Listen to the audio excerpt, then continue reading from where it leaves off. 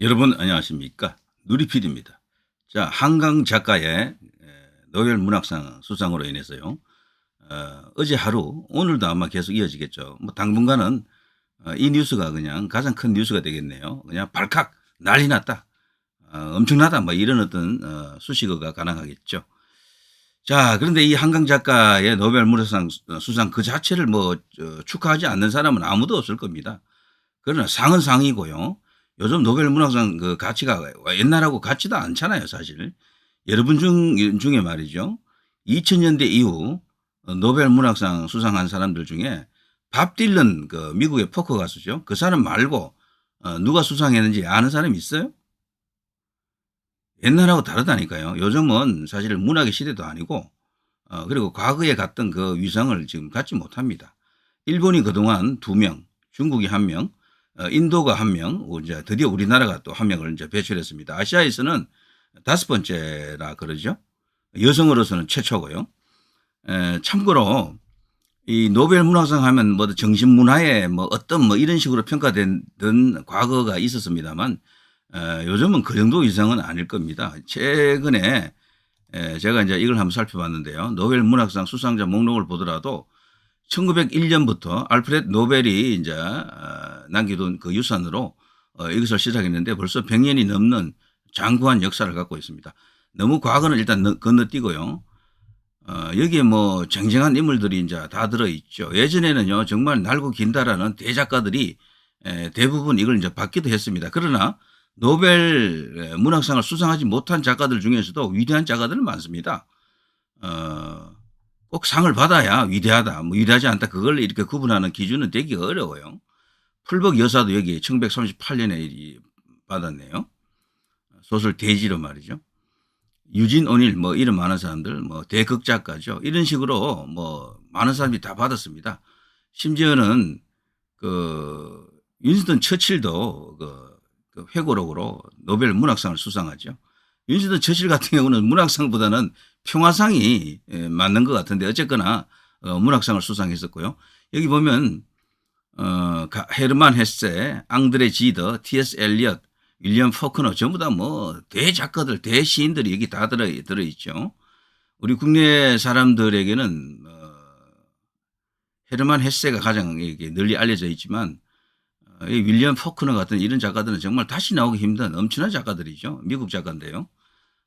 음양과 분노 그걸로 유명하죠. 어마어마하게 어렵습니다. 소설 읽어보면 압살롬 같은 그런 작품도 있고요. 읽어보면 이해하기 힘들어요. 10번 읽어도 모릅니다. 그런 어려운 난해한 소설을 썼던 사람들. T.S. 엘리엇 여기도 사실 그야말로 엄청난 시인인데 난해하잖아요. 사계 뭐 등등 해서 여러 가지 있습니다.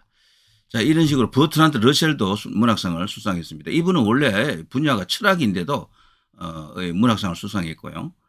등등등입니다. 쭉 이래 보시면 뭐 어니스트 해밍웨이도 나오고요. 여기 노인과 바다 뭐 등등 뭐 유명한 소설 많죠. 자, 이렇게 보면 예전에 받았던 사람들은요, 우리가 알 수 있는 고전이 될 수 있는 그런 인물들이 많았어요. 사무엘 베케트까지 고도를 기다리며 그 유명한 극작가 아닙니까? 이런 사람도 다 받았고요. 동양에서 제일 먼저 받았던 것은 어쨌거나 인도에서 그 타골이 받았고요. 그래서 시성이라 불리죠.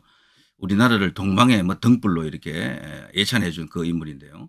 두 번째로 받았던 게 이게 가바타 야스나리 슬국이죠. 슬국. 일본 작가가 이런 식으로 받았습니다. 대표작 슬국 이렇게 되어 있죠. 일본적인 정서의 진수를 표현해내는 위대한 감수성을 지닌 그의 이야기를 어쩌고 저쩌고 이렇게 나옵니다. 근데 제가 알기로는요, 이제 가바타 야스나리가 일본 안에서 그렇게 인기 있는 게 아닙니다. 이분이 그렇게 엄청난 어떤 작가로 대접받는 것 같지도 않더라고요. 일본에서는 또 그 후에 오에 겐자부로라고 또 1명 더 받잖아요. 일본이 이제 2명을 받은 거죠. 자, 솔제니친도 받았습니다. 솔제니친. 이 사람은 구소련 체제에서 이제 압박받던, 탄압받던 인물 아닙니까? 이반 데니소비치 하루 유명한 소설이죠. 수용소 군도도 그렇고요. 자, 이 사람도 받았고요.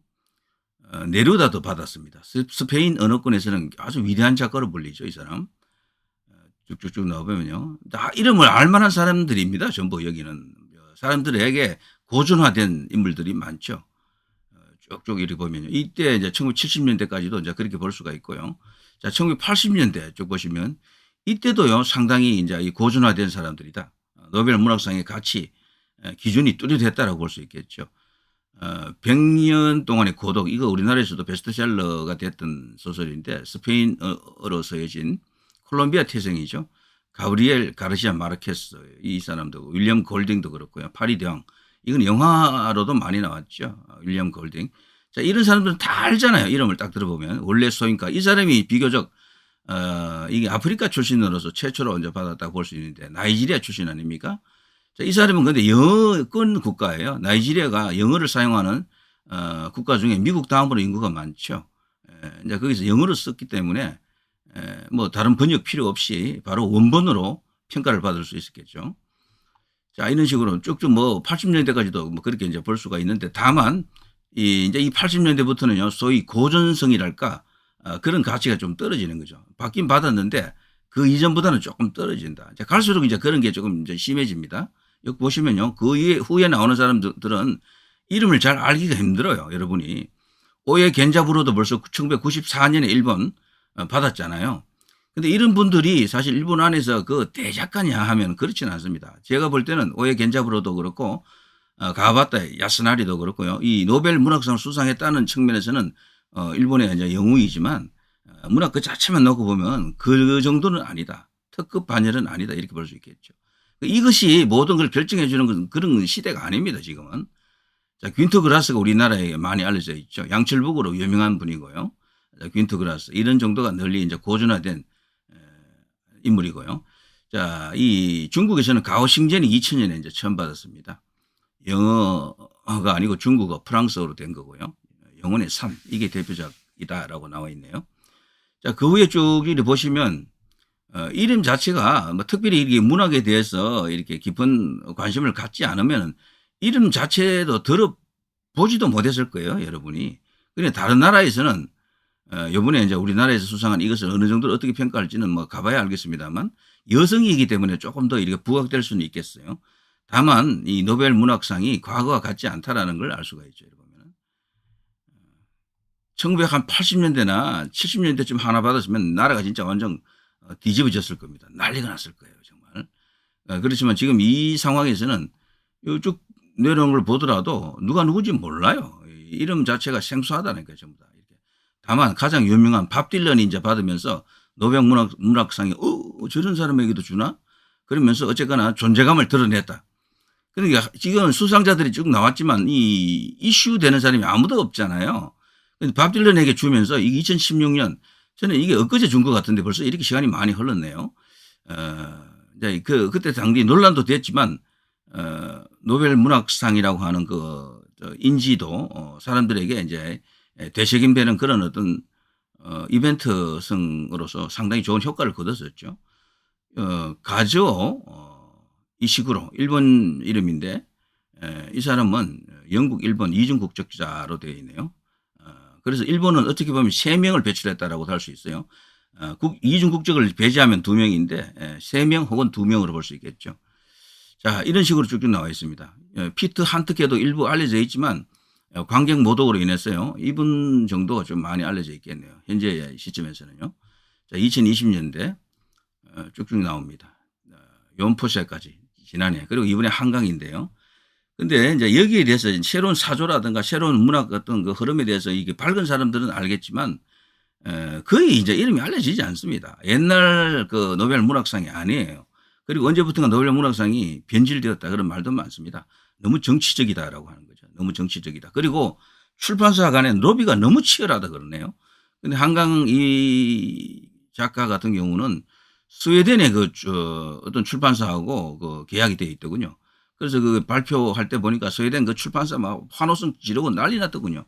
아무튼 자신들이 이제 편찬한 책이 노벨 문학상에 이제 수상이 되면은 엄청난 홍보 효과가 생기겠죠. 책도 많이 팔리겠죠. 어쨌거나 노벨 문학상을 수상하면은 전 세계적으로 엄청난 판매 부수가 뭐 올라갈 겁니다. 단기적으로 그렇다는 얘기죠. 근데 장기적으로는 못 가더라고요. 대부분. 반짝이에요, 반짝. 한 달 안에 끝납니다. 대부분은. 거의 다 그랬어요.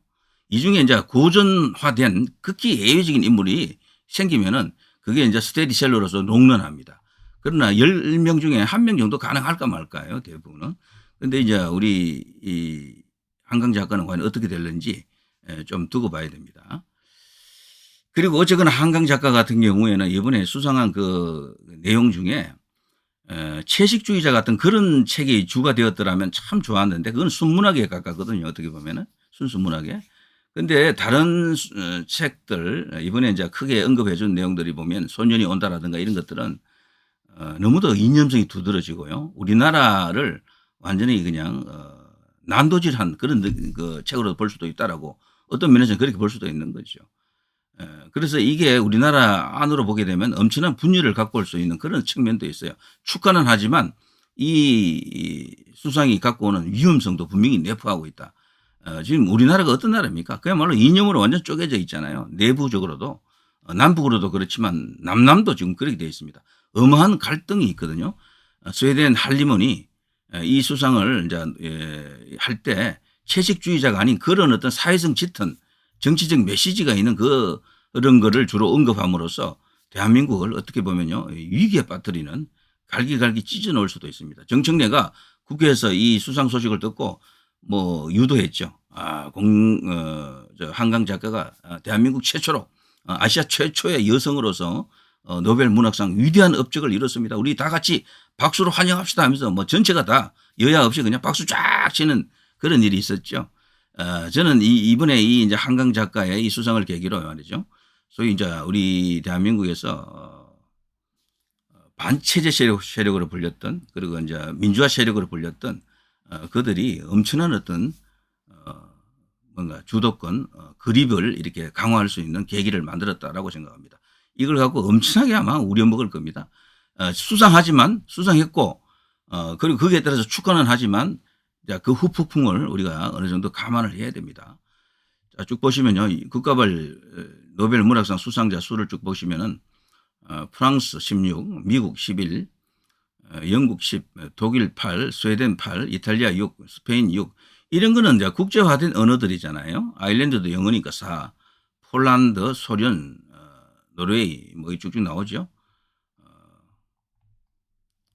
한 명씩 배출한 나라도 여러 개 있죠. 대한민국 드디어 한 명 들어왔습니다. 받을 때가 된 거예요. 우리나라 국력으로 봐서는 누군가는 받았어야 되는데 그게 왜 이문열이 아니고 그게 왜 황석영이 아니고 한강인가 여기에 대해서 논란이 많을 겁니다. 우리 국내에 여기 작가들도 말이죠.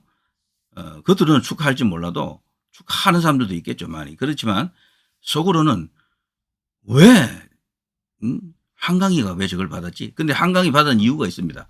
한강은 이번에 노벨 문학상을 받기 이전에 벌써 여러 그 이전에 단계에서 맨부크상을 비롯해서 몇 개 이렇게 중요한 문학상을 받았잖아요. 그런 과정을 거쳤다라는 게 중요한 것 같아요. 그래서 번역도 잘 됐겠죠. 번역이 잘못된 상태에서 저걸 받을 수 있는 것은 불가능하고요. 그래서 이 번역 그리고 출판사의 영향력 그리고 이제 이 노벨 문학상을 수상하기까지 그 어떤 전략도 필요합니다. 제가 볼 때는 대한민국 작가 가운데 말이죠. 받을 만한 사람은 사실 이문열 선생이 맞다라고 보거든요. 그 우파 좌파를 떠나서 사람의 아들 그런 걸로 사실 옛날에 벌써 받았어야 되는데 못 받았잖아요. 그거는 우리나라 정부가 특히 보수 정부가 잘못했다고 봅니다. 번역이라든가 여러 가지 어떤 받을 수 있는 여러 가지 노력들을 지원을 좀 했었으면은 이문열 선생 같은 사람은 벌써 받았을 거예요. 사실은. 작품의 다양성도 그렇고 작품의 질 내용도 그렇고 수준이 사실 전 차이 난다고 보거든요. 분명히. 그리고 꼭 이문열 선생이 아니더라도 이 한강 작가 위에 설 수 있는 작가들이 우리나라 안에만 해도 좀 100명도 넘는다고 봅니다. 솔직히. 이 작품 개수도 몇 개 안 되잖아요. 작품의 양이나 이런 것들이 아직은 일천한 분인데 어쨌거나 이번에 이런 식으로 결국 사람을 찾아가는 것 같아요. 운도 좀 따라야 되겠죠. 그러니까 이것도 행운이고 복이고 그렇게 볼 수도 있겠습니다. 그러나 분명한 것은요. 과거처럼요. 그렇게 이 노벨 문학상 가치가 있는 시대는 아닙니다. 그걸 분명히 이제 우리가 짚고 넘어가야 됩니다. 자, 제가 이번에 이제 이 한강 작가의 이 노벨 문학상 수상을 계기로 제가 뭐 어쩌면 쓸데없는 이야기를 했는지도 모르겠는데 그러나 알 건 알아야 되죠. 무조건 와 할 만한 그런 정도의 일인가라고 제가 한번 자문해 봅니다. 요즘은 문학 시대도 아니에요. 이미. 그 영향력이라고 하는 게 아주 제한적입니다.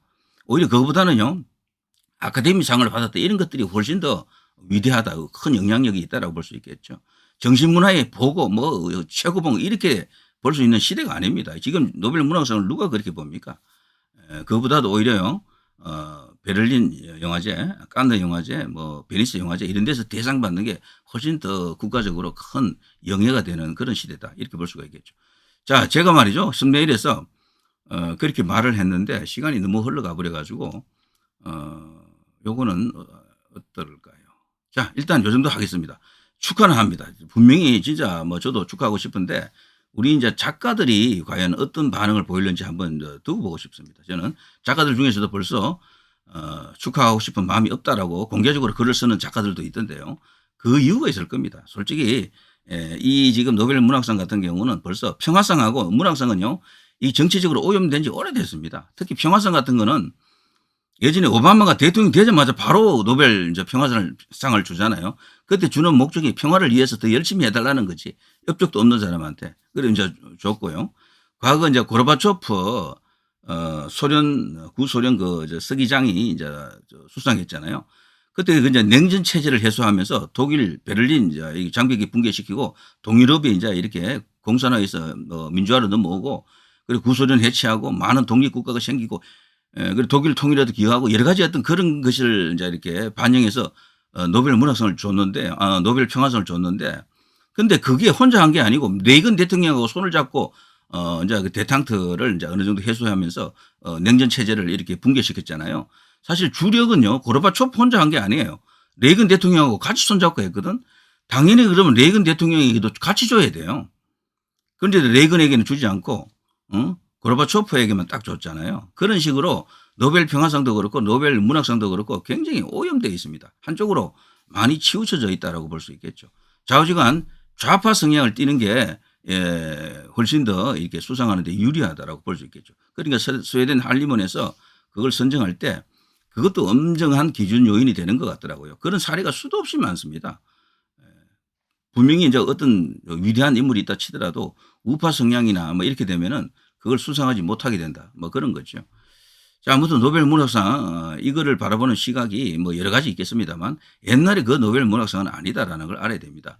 2000년 이후에 그 많은 사람이 수상했지만 그중에 고전화될 수 있는 인물은 극히 예외적이다. 극히 예외적이다. 그리고 그중에서도 가장 이념적인 인물에게 이번에 상을 안긴 겁니다. 그 상 그 자체만 볼 것이 아니라 그 이면에 도사리고 있는 그런 위험성도 좀 봐야 되는 거죠. 예전에 이 박근혜 대통령 같은 경우 왜 이렇게 했겠습니까? 한승원 박 대통령 축전 못 받은 것 오히려 잘된 일. 이 당시에 이제 이 큰 상을 받았었죠. 그런데 이 한승원 씨가 이 한강 작가의 부친이잖아요. 우리 딸은 박근혜 대통령의 축전을 반가워하지 않을 것이고 영광스럽게 생각하지도 않았을 것이다. 뭐 이런 게 있고요. 혹시 청와대에서 초청해도 안 갈 생각이다. 저는 이것 때문이라도요. 윤 대통령이 신중하게 판단을 해야 된다고 생각합니다. 신중하게. 초청했는데도 또 안 가면 어떡해요. 그게 또 뉴스가 되면서 윤 대통령 입장이 굉장히 난처해진다. 이런 생각이 들고요. 이런 게 뉴스 과거 나갔었죠. 맨푸크상 수상 한강에 박 대통령 축전 거부. 청와대가 이런 식으로 요구를 했죠. 한강 작가에게 축전을 보내달라는 요청을 박 대통령이 거절했다. 왜 이렇게 했겠습니까? 이것을 이제 충분히 고려할 필요가 있겠다.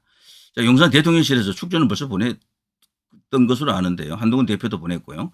자, 그렇지만 초청하는 문제에 있어서는 충분히 전후 사정을 고려를 해야 됩니다. 너무도 이념적이에요. 이분 부친도 그렇고 본인도 그렇고요.